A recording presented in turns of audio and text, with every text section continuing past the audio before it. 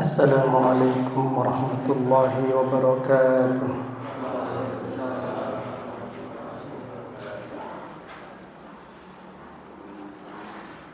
Innal hamdalillah nahmaduhu wa nasta'inuhu wa nastaghfiruh wa na'udzu billahi min shururi anfusina wa min sayyiati a'malina. من يهده الله فلا مضل له ومن يضلل فلا هادي له وأشهد أن لا إله إلا الله وحده لا شريك له وأشهد أن محمدا عبده ورسوله أما بعد فإن أصدق الحديث كتاب الله وخير الهدي هدي محمد صلى الله عليه وسلم وشر الأمور محدثاتها وكل محدثة بدعة وكل بدعة ضلالة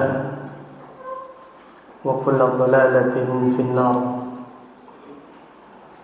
اللهم فقهنا في الدين وعلمنا التأويل. اللهم علمنا ما ينفعنا وانفعنا بما علمتنا وزدنا علما وأصلح لنا شأننا كله ولا تكلنا إلى أنفسنا طرفة عين. Alhamdulillah,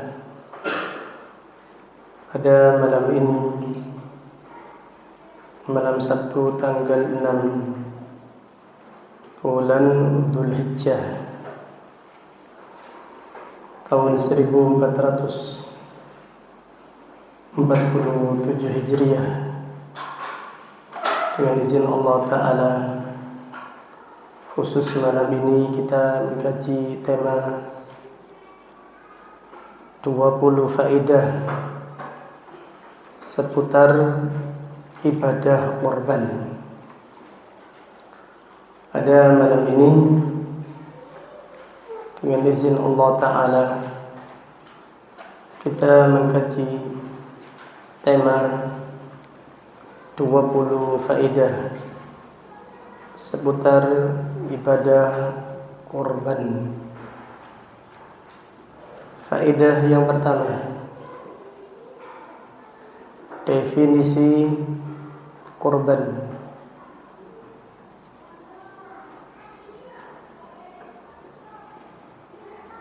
Kurban adalah binatang ternak yang disembelih pada hari raya Idul Adha untuk mendekatkan diri kepada Allah. Kurban adalah binatang ternak yang disembelih pada hari raya Idul Adha untuk mendekatkan diri kepada Allah. Kemudian faedah yang kedua, ibadah kurban termasuk syiar Islam yang disyariatkan dengan Al-Quran, yang disyariatkan dengan dalil Al-Quran, sunnah, dan ijma'. Ibadah kurban termasuk syiar Islam yang disyariatkan dengan dalil Al-Quran dan sunnah serta al-ijma'. Allah Ta'ala berfirman, Qul inna salati wa nusuki wa mahyaya wa mamati lillahi rabbil alamin. Katakanlah, Sesungguhnya salatku dan korbanku, hidupku dan matiku hanya untuk Allah Rabbul Alamin. Sa'id bin Jubair menafsirkan nusuki ay dzabhi. Sesungguhnya salatku dan sesembelihan korbanku hanya untuk Allah Rabbul Alamin. Dalil sunnah Rasulullah sallallahu alaihi wasallam mensyariatkan korban bagi siapa yang mampu, siapa yang diberi keluasan rezeki. Dan para ulama bersepakat tentang disyariatkannya ibadah korban. Jadi para ulama kaum muslimin sepakat akan disyariatkannya ibadah korban pada hari raya Idul Adha. Kemudian faedah yang ketiga, menyembelih korban hukumnya wajib bagi siapa yang diberi keluasan rezeki. Menyembelih korban hukumnya wajib bagi siapa yang diberi keluasan rezeki. Jadi para ulama berselisih pendapat tentang hukum korban. Ada yang mengatakan sunnah muakkadah dan ada yang mengatakan wajib. Pendapat yang wajib adalah pendapatnya Al-Imam Abu Hanifah rahimahullah, dan pendapat yang dipilih oleh Syekhul Islam Ibnu Taimiyah, dan itulah pendapat yang dipilih oleh Syekh Albani rahimahullah. Dan wallahu alam, itu adalah pendapat yang rajih, yang lebih kuat. Berdasarkan dalil Allah Ta'ala berfirman, fasalli li rabbika wanhar, maka salatlah untuk Tuhanmu, untuk Allah. Wanhar, dan sembelihlah korban untuk Allah Subhanahu wa ta'ala. Pada asalnya perintah, hukumnya wajib. Al-aslu fil amri lil wujub. Pada asalnya perintah menjelaskan wajib. Dikuatkan sabda Nabi sallallahu alaihi wasallam, man kana lahu sa'atun falam yudhi fala yaqrabanna musallana. Siapa yang diberi keluasan rezeki tetapi ia tidak berkorban, maka janganlah ia mendekati tempat-tempat kami mengadakan salat Idul Adha. Jadi larangan mendekati tempat-tempat salat Idul Adha, padahal salat Idul Adha hukumnya wajib. Ini menguatkan bahwasannya menyembelih korban bagi siapa yang mampu hukumnya wajib. Dan juga hadis riwayat Ibnu Majah yang disahihkan oleh Syekh Albani rahimahullah, Nabi sallallahu alaihi wasallam bersabda pada hari Arafah, ayyuhan nas, inna ala kulli ahli baitin kulla sanatin udhiyatan. Wahai kaum muslimin, sesungguhnya setiap keluarga setiap tahun wajib menyembelih korban. Jadi hadisnya sangat tegas. Ayuhan nas, wahai kaum muslimin, wahai manusia. Inna ala kulli ahli baitin, sesungguhnya setiap keluarga, kulla sanatin, setiap tahun, udhiyatan, wajib menyembelih korban. Dengan demikian pendapat yang lebih rajih, yang lebih kuat dari perselisihan para ulama tentang hukum menyembelih korban adalah pendapat yang mengatakan wajib menyembelih korban bagi siapa yang diberi keluasan rezeki. Kemudian faedah yang keempat, menyembelih korban lebih afdal daripada bersedekah dengan harganya. menyembelih korban lebih afdal, lebih banyak pahalanya daripada bersedekah dengan harganya. Jadi katakan harga seekor kambing 4 juta. Ada orang bersedekah dengan 4 juta pada orang yang membutuhkan, ada orang yang miskin. Ada orang yang lain menyembelih korban. Yang menyembelih korban lebih besar pahalanya. Karena apabila menyembelih korban ini ditinggalkan hanya dengan alasan kemaslahatan umat, di syiar Islam akan hilang. Di syiar-syiar Islam akan hilang satu persatu. Karena ada seruan atau ada himbauan untuk tidak menyembelih korban. Cukup diserahkan kepada Baitul Mal atau yang lainnya untuk kemaslahatan umat. Itu adalah seruan yang menyelisihi Al-Quran dan Sunnah Rasulullah Sallallahu Alaihi Wasallam. Jadi memikirkan kemaslahatan umat tidak harus dengan menghilangkan syiar-syiar Islam. Wallahu ta'ala a'lam.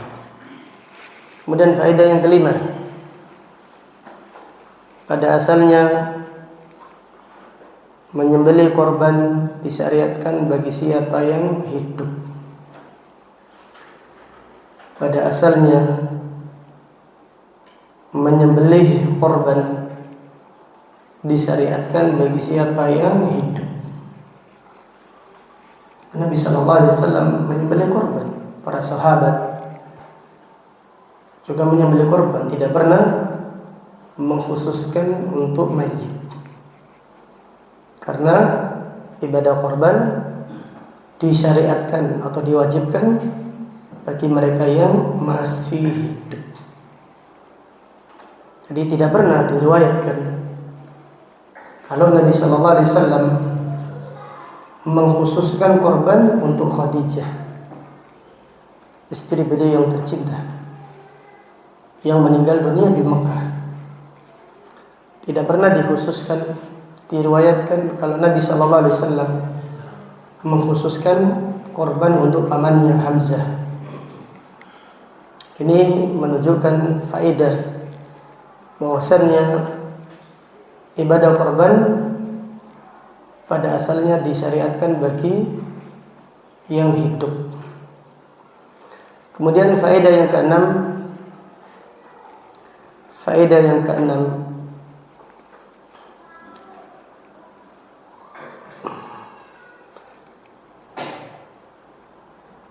menyembelih korban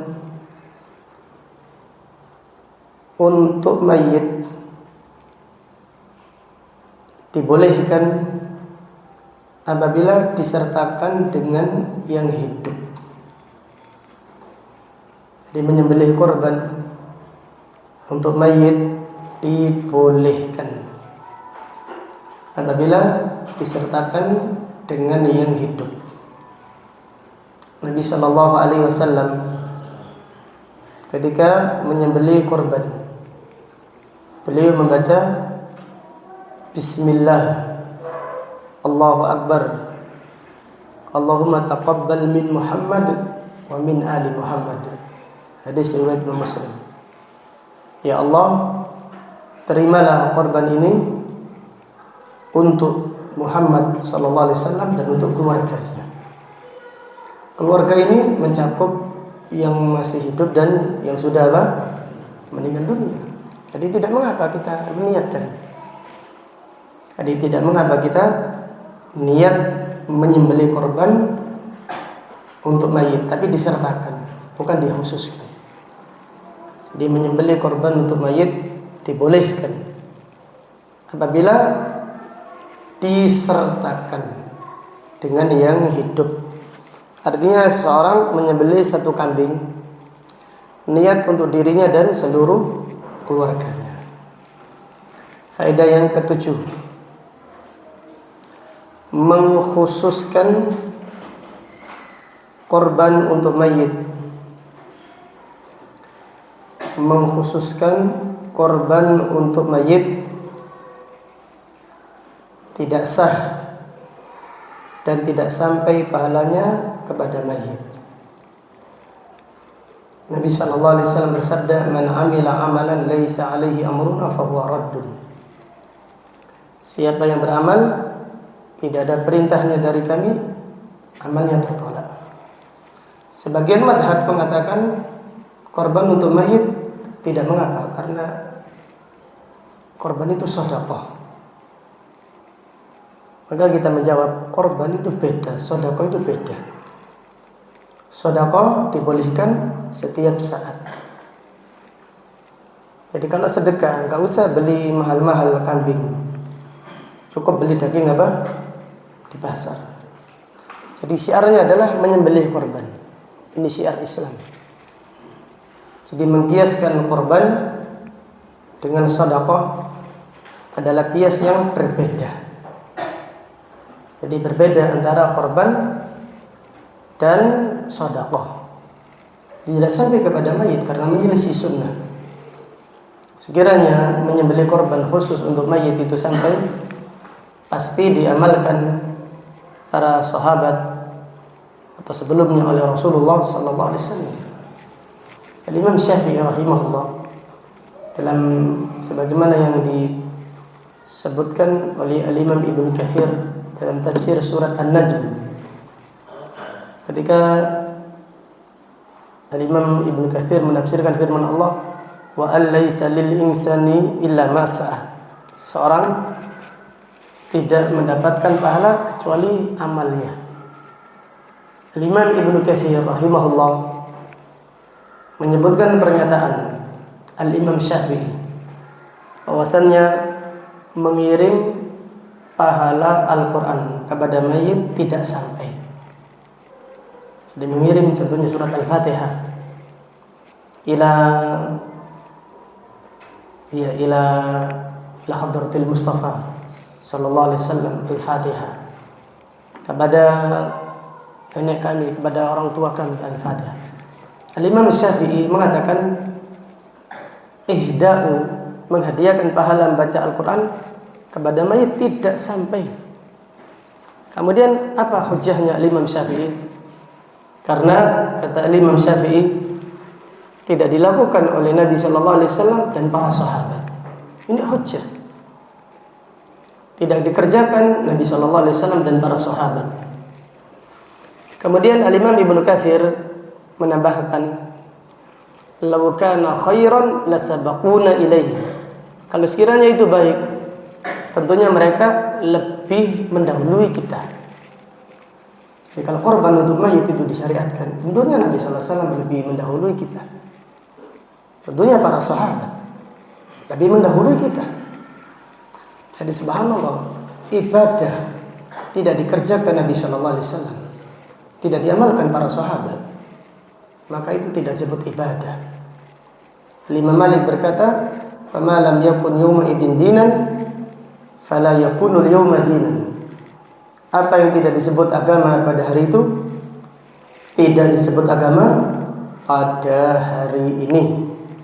Jadi janganlah kita mengkhususkan sedekah atau mengkhususkan korban untuk mayit. Kalau sedekah tidak masalah, sedekah ada dalilnya. Jadi beda. Jadi kias ini beda. Kias sedekah dengan apa?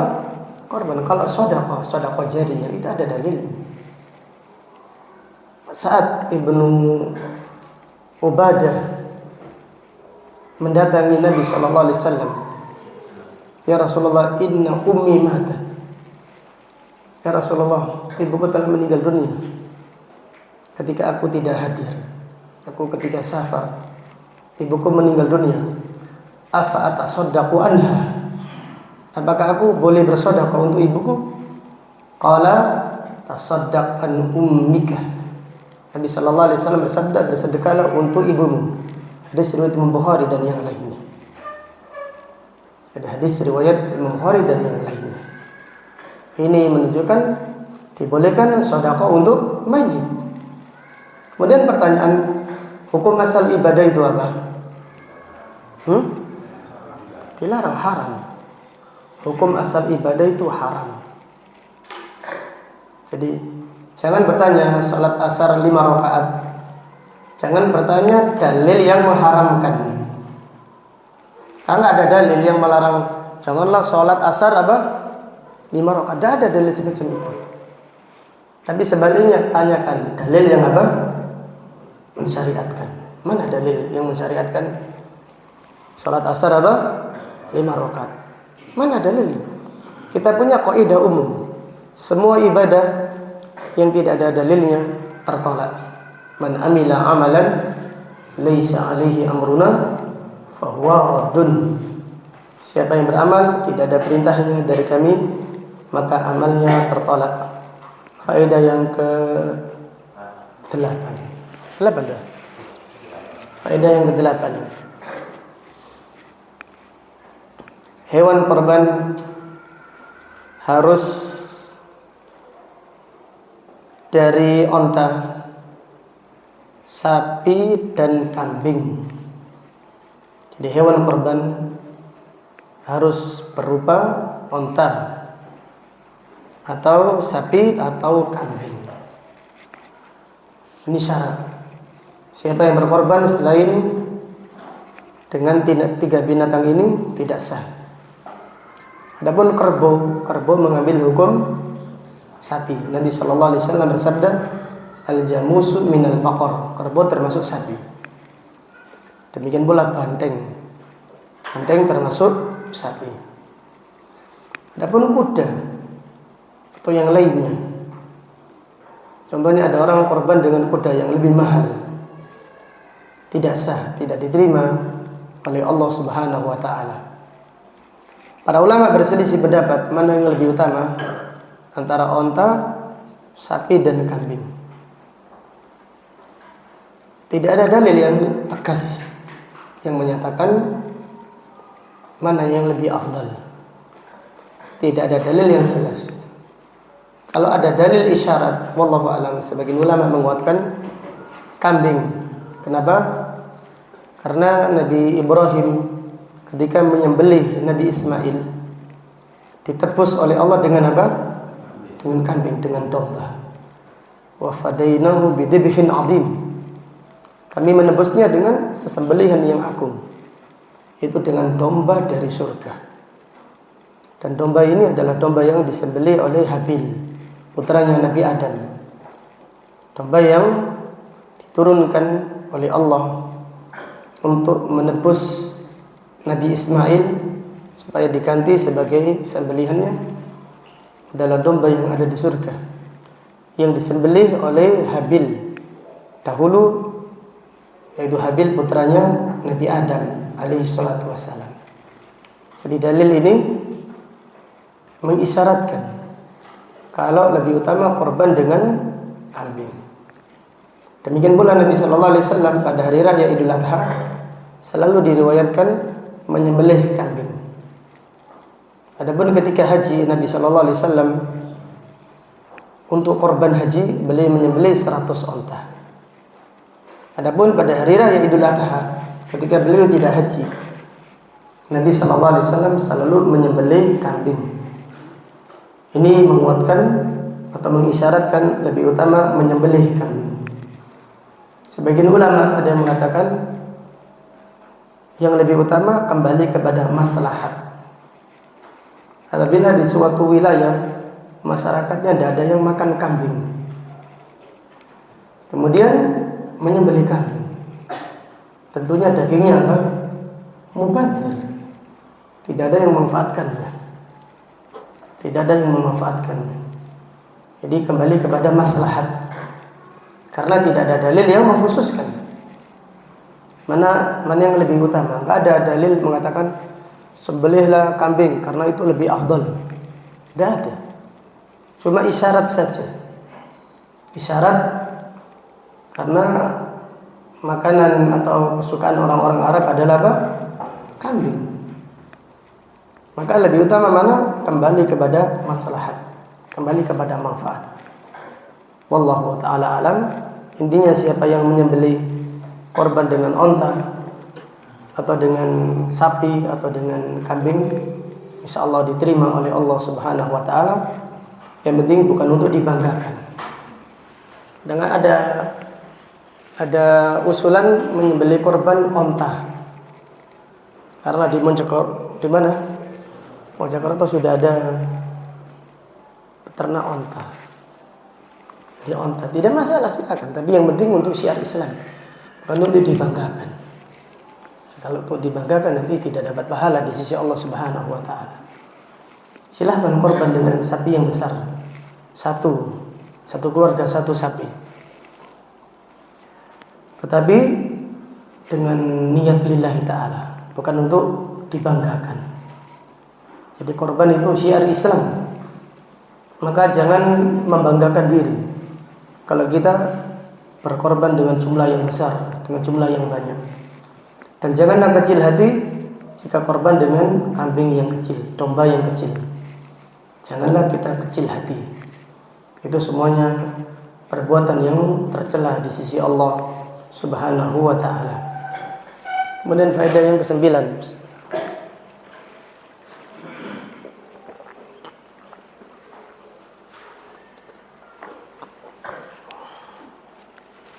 hewan korban harus cukup umur yang ditentukan oleh syariat. Nabi SAW bersabda, la tadbahu illa musinnah. Jangan menyembelih korban kecuali yang cukup umurnya. Usia domba minimal 6 bulan. Usia kambing minimal 1 tahun sempurna. Usia sapi minimal 2 tahun. 2 tahun sempurna, bukan 2 tahun jalan. Usia onta minimal 5 tahun sempurna, memasuki tahun yang ke-6. Apabila penjual memiliki bukti.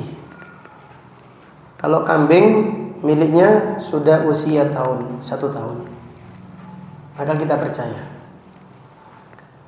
Apalagi penjualnya orang yang jujur, orang yang takut pada Allah dan memiliki bukti. Tapi kalau penjual tidak memiliki bukti, kita harus melihat apa? Giginya, powel atau tidak. Contohnya saya hari ini membeli kambing di desa Jurit. Di desa Jurit, pemiliknya memiliki bukti.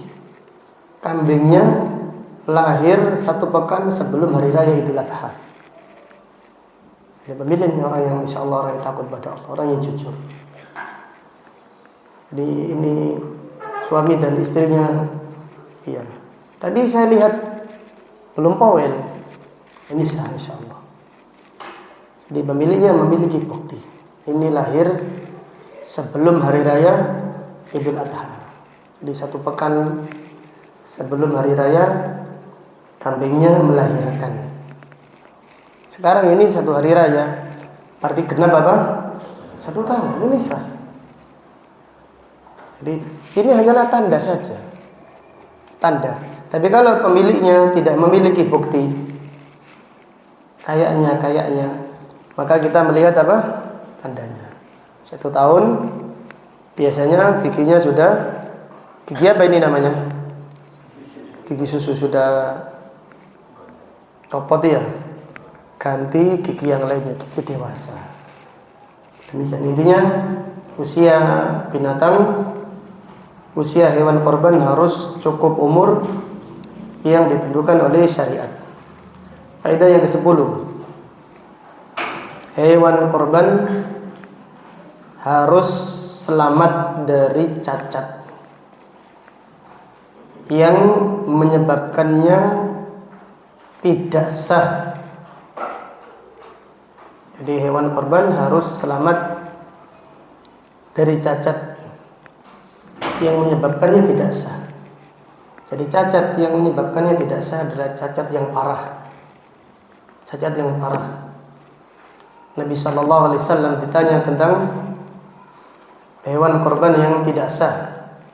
Beliau bersabda, Al-arja'u al-bayyinu dola'uha, binatang yang pincang, yang jelas pincangnya.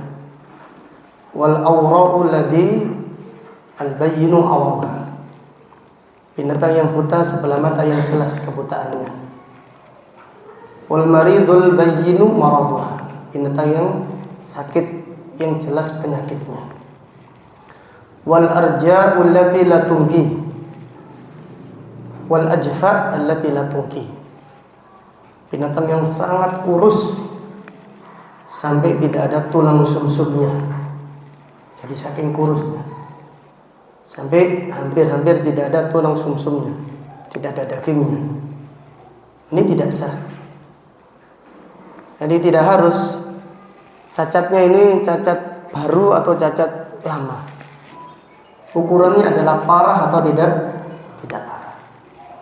Jadi kita berdoa semoga korban kita, titipan para jamaah dan korban teman-teman, dijaga oleh Allah Subhanahu wa taala. Jadi kalau ada sekiranya terjadi kecelakaan sampai parah, sampai gak bisa berdiri, tidur saja, walaupun barusan, tetap apa? Tidak sah. Ini siapa yang seharusnya bertanggung jawab? Seharusnya siapa? Ya penjual. Makanya sudah benar kita membeli korban kalau sudah sampai dibayar. Ya. Jadi seharusnya membeli korban kalau penjualnya juga orang yang takut pada Allah. Sampai sebelum disembelih kalau terjadi sesuatu dia yang bertanggung jawab. Seharusnya seperti itu. Seharusnya ada penjual kambing siap seperti itu. Kalau terjadi mengapa-ngapa, kapan tujuannya untuk dikorbankan. Ketika sakit kok mati, penjual siap mengganti. Orang yang insya Allah rezekinya barokah. Karena jarang. Mungkin kita saja mungkin tidak berani kalau kita peternak sapi gitu ya. Apalagi ternak sapi yang di rumah cuma ada 2 atau 3. Dijual lalu bertanggung jawab. Tidak berani kecuali orang yang imannya kuat, tawakalnya kepada Allah kuat. Dia siap berisiko. Buat apa ada pembeli ini? Atas dasar apa dia mengambil kambing tersebut? Atau penjual atas dasar apa mengambil harganya? Kalau ternyata kambingnya sakit. Jadi sudah benar yang dilakukan oleh masyarakat, korban dikirim sampai sehat baru dibayar. Demikian. Wallahu taala alam.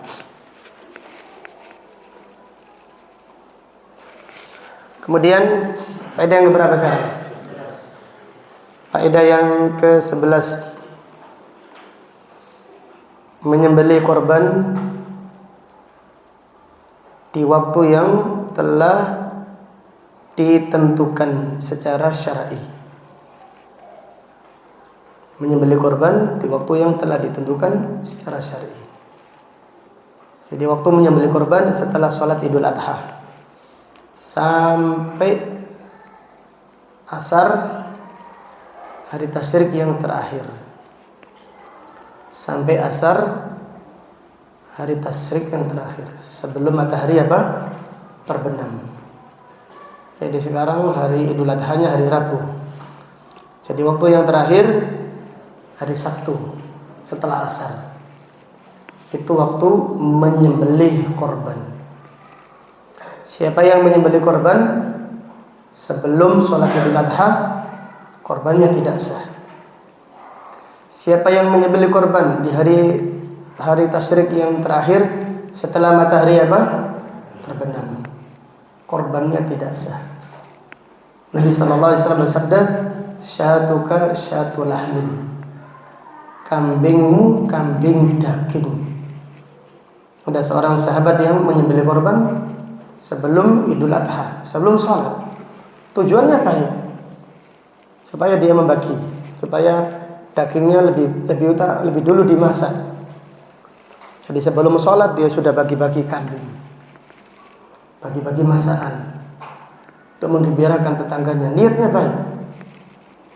Jadi niat baik tidak menjadikan amal itu diterima oleh Allah apabila tidak sesuai dengan apa?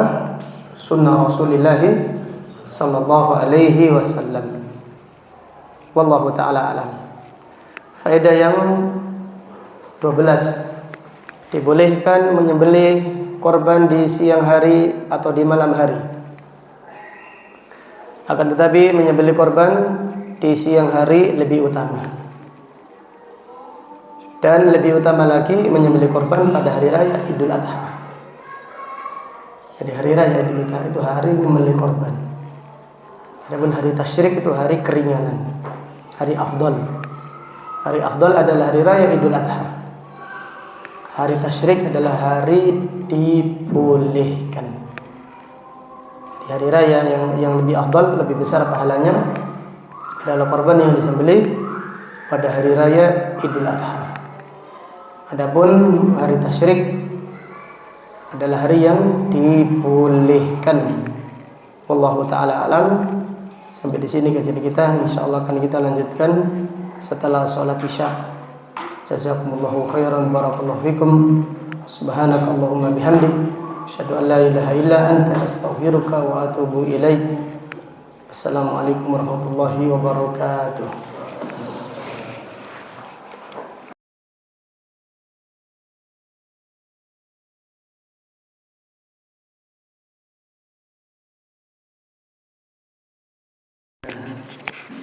من يهده الله فلا مضل له ومن يضلل فلا هادي له وأشهد أن لا إله إلا الله وحده لا شريك له وأشهد أن محمدا عبده ورسوله. أما بعد. Faedah yang ke-13, diharamkan menerima hewan korban dari orang kafir. Diharamkan menerima hewan korban dari orang kafir. Jadi sebagian konten kreator kafir membeli sapi yang besar, diserahkan kepada masjid, diterima oleh panitia masjid dengan gembira, dengan sukacita. Ini merusak akidah, ini merusak generasi Islam. Jadi ini adalah toleransi yang melampaui batas. Ibadahnya orang kafir tidak diterima dan bernilai merusak akidah. Jadi menjadi agama menjadi rancu. Allah Subhanahu wa taala berfirman tentang Nabi Ibrahim alaihi salatu wassalam, "Qad kana lakum uswatun hasanah fi Ibrahim wal ladzina ma'ah id qalu liqaumihim inna bura'a'u minkum wa mimma ta'buduna min dunillah kafarna bikum wa bada bainana wa bainakumul adawatu wal baghdha'u abadan hatta tu'minu billahi wahdah." Sungguh terdapat suri toladan yang baik dari Nabi Ibrahim alaihi salatu wassalam dan para nabi alaihi salatu wassalam yang mengikutinya, ketika mereka berkata kepada kaumnya, "Sesungguhnya kami berlepas diri dari kalian, wahai orang-orang musyrik, dan dari semua yang kalian sembah selain Allah. Kami kufur kepada kalian, dan nampak antara kami dan kalian permusuhan serta kebencian selama-lamanya, sampai kalian beriman kepada Allah semata." Nabi sallallahu alaihi wasallam bersabda, "Awthaqu hural iman al-hubbu fillah wal bughdu fillah." Tali keimanan yang paling kuat adalah mencintai karena Allah dan membenci karena Allah. Faedah yang ke-14. Satu ekor kambing cukup untuk satu keluarga. Satu ekor kambing cukup untuk satu keluarga. Nabi sallallahu alaihi wasallam ketika menyembelih korban, beliau membaca doa, Allahumma taqabbal min Muhammad wa ali Muhammad. Ya Allah, terimalah korban ini dari Muhammad sallallahu alaihi wasallam dan keluarganya. Jadi tidak perlu sebagian kaum muslimin tahun ini korban untuk ayah, tahun depan untuk mama, tahun depannya lagi untuk kakak, tahun depannya lagi untuk dedek, tahun depannya lagi untuk dedek yang kecil. Ini terlalu banyak drama ini. Ini tidak benar. Jadi cukup satu atas nama kepala keluarga yang menafkahi. Kemudian istrinya, anak-anaknya disertakan niatnya. Demikian, bukan tahun ini saya tidak korban, besok tahun ini untuk istri saya, tahun depan untuk istri yang kedua contohnya. Hah? Iya, mantap katanya. Iya, ini tidak perlu demikian. Cukup berkorban untuk kita dan semua keluarga, mencakup orang tua, mencakup ayah, ibu, nenek, kakek, anak. Ini kita sertakan niatnya. Wallahu ta'ala a'lam. Faedah yang ke-15. Disyariatkan bagi sahibul korban makan daging korbannya, mensedekahkan dan menghadiahkan. Jadi disyariatkan bagi sahibul korban makan dari daging korbannya serta mensedekahkan dan menghadiahkan. Nabi sallallahu alaihi wasallam bersabda, "Kulu wa'atimu waddahiru."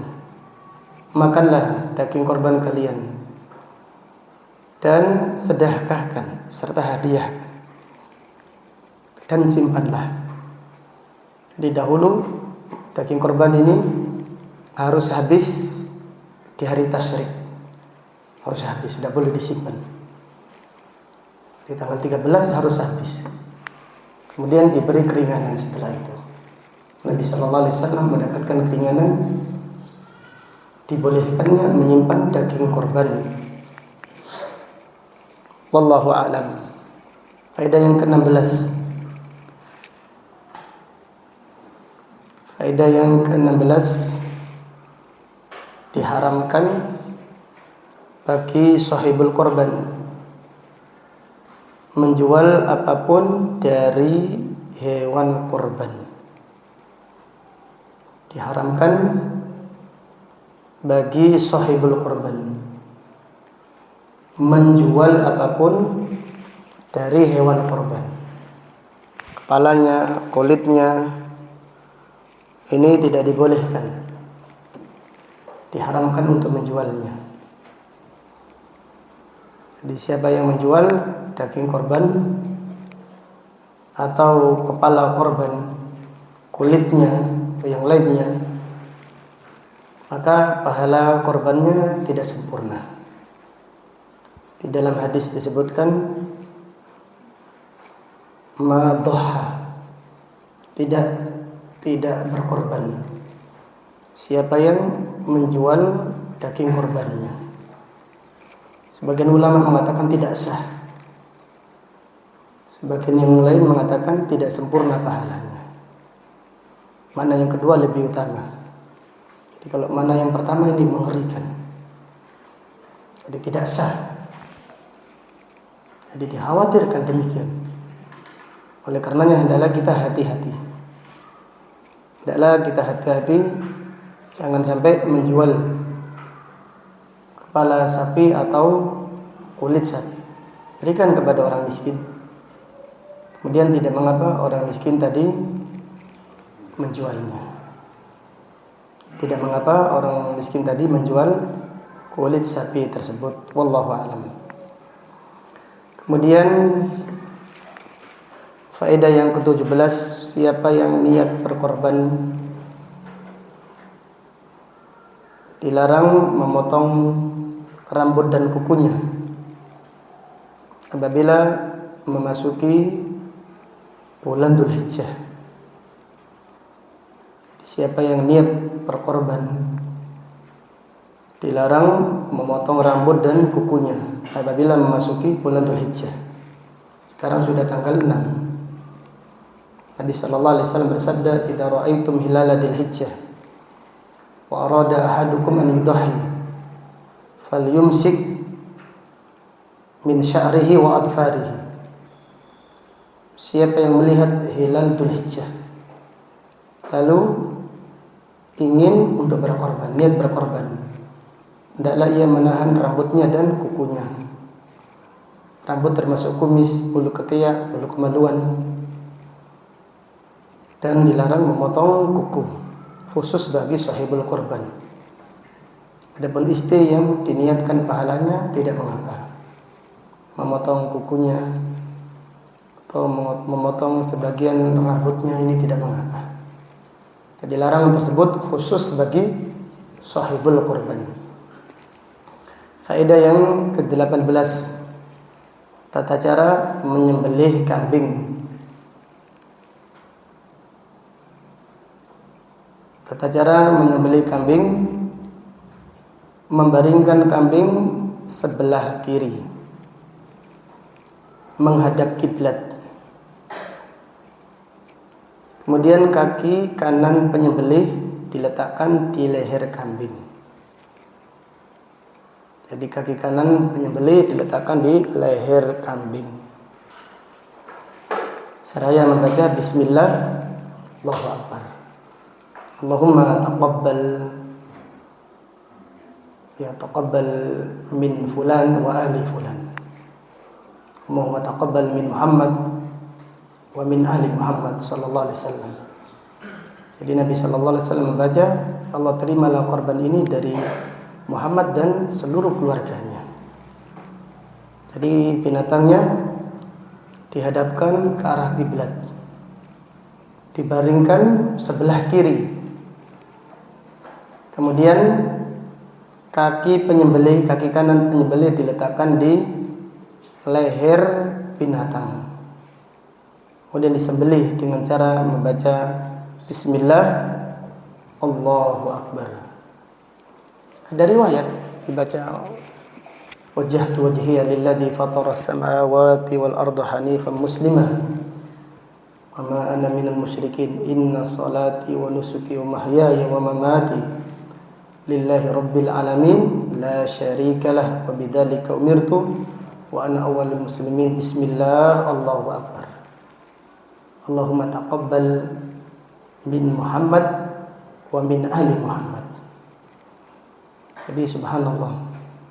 Jadi yang membaca ini adalah penyembelih, bukan takmir, bukan MC.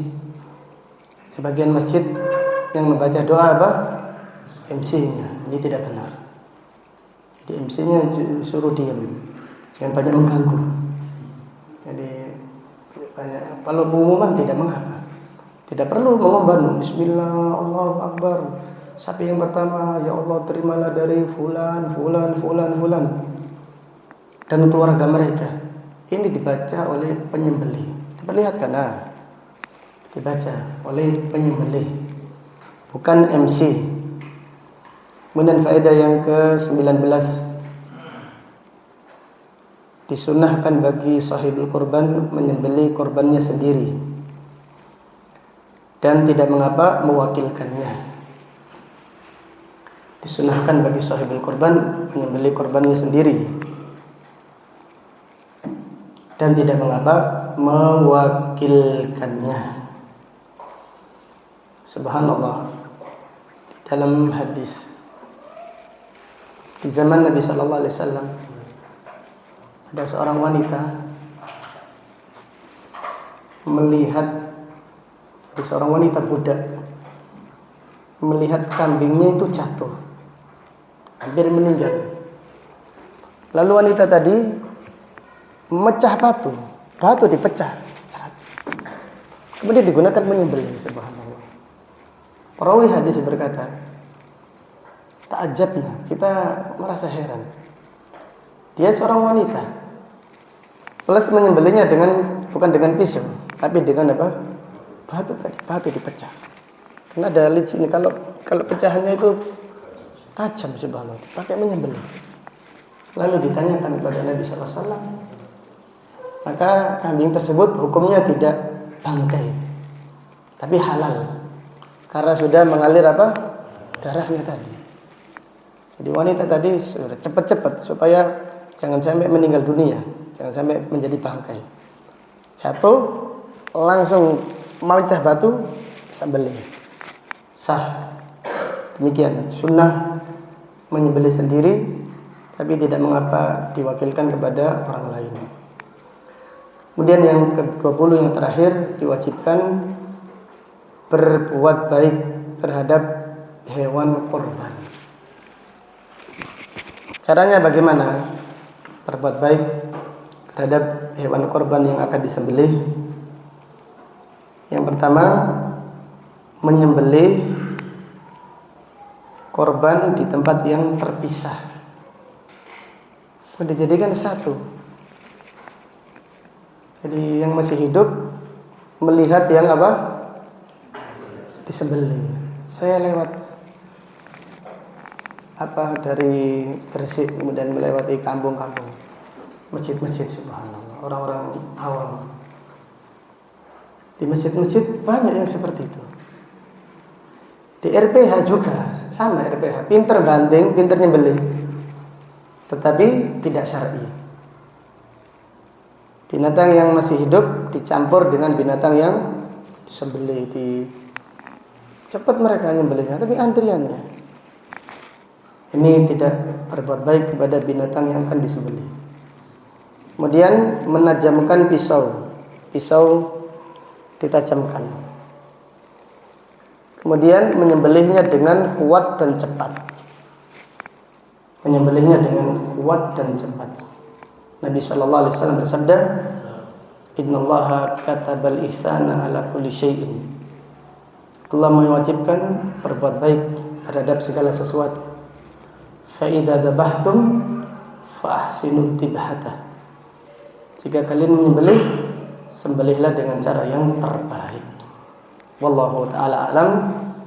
Semoga Allah menerima amal yang kita kerjakan.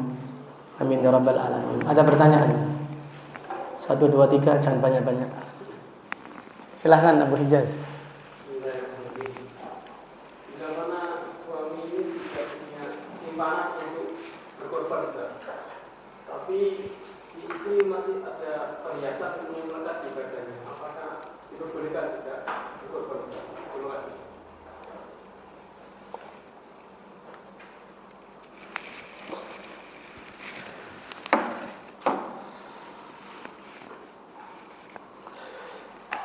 Pertanyaannya, apabila suami tidak mampu berkorban, kemudian istri memiliki perhiasan, apakah suami tersebut tetap wajib berkorban? Jawabannya wallahu a'lam. Wallahu ta'ala alam. Sekiranya istrinya tadi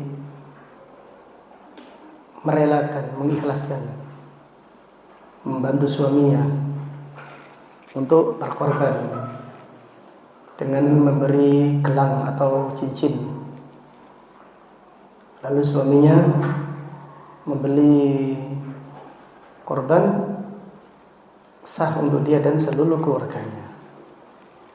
Tetapi masalahnya apabila istrinya tidak mau memberikannya. Allah Ta'ala berfirman, la yukallifullahu nafsan illa usaha. Allah tidak membebani seseorang kecuali kemampuannya. Cuma istri tadi lumayan nemen. Dia rela memakai perhiasan, tapi di keluarganya tidak ada korban. Jadi kalau benar-benar tidak mampu, tidak masalah. Demikian wallahu a'lam. Dan tidak ada hak bagi suami pun memaksa istri. Tidak ada. Ada hartanya istri. Tidak bisa dipaksakan. Tapi kalau istri dengan sukarela memberikan kepada suaminya untuk menyembelih korban, tidak mengapa. Suami menyembelih korban untuk dia dan seluruh keluarganya. Wallahu a'lam. Ada yang lain? Ya.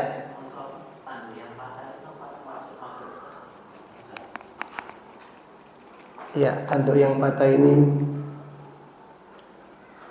termasuk cacat tapi tidak sampai apa? Parah. Parah atau tidak parah ini? Kemarin saya ditanya juga, wallahu a'lam. Karena ada ya, kambing itu saling tanduk menanduk gitu. Jadi wallahu a'lam, bisa dikoreksi lagi ya. Termasuk cacat yang parah atau tidak? Saya belum tahu, wallahu a'lam. Silakan Abu Fareli. Sama ya? Iya, jangan tanduk-tandukan ya. Ya, wallahu a'lam. Nanti bisa di share di grup menganti. Siapa yang sudah punya jawaban, kita ingin tahu jawabannya juga. Wallahu a'lam. Jadi cacat yang menjadikan tidak cacat yang parah. Tanduk patah ini wallahu a'lam. Termasuk parah kayaknya ini. Jadi saya tidak tahu ilmunya. Lebih utama kita diam. Ada yang lain? Baik, kalau tidak ada pertanyaan, kita cukupkan. Insyaallah akan kita lanjutkan pada kajian yang berikutnya. Jazakumullahu khairan, barakallahu fikum. Di sini apa, Pak? Kerja bakti ya? Ya, kerja bakti insyaallah sampai selesai. Jangan berhenti sampai selesai. Berapa jam? 2 jam? Cepat ya? Ya, cepat insyaallah. Jazakumullahu khairan, subhanakallahumma bihamdika asyhadu an la ilaha illa anta astaghfiruka wa atubu ilaik. Assalamualaikum warahmatullahi wabarakatuh.